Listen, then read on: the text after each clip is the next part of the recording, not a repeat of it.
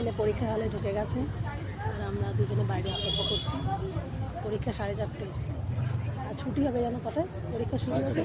6:30, 4:30 শুরু হয়েছে আর 6:30 ছুটি হবে।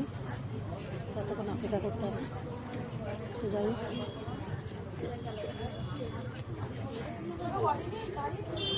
অপেক্ষায় করে বসে বসে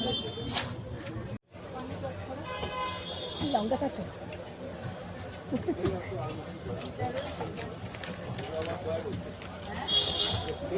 আমার এখানে ছোলা আছে, কাঁচা লঙ্কা আছে আর চপ আছে।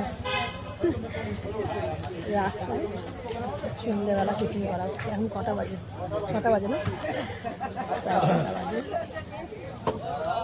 সন্ধ্যেবেলা আমরা ছোলা সিদ্ধ খাচ্ছি।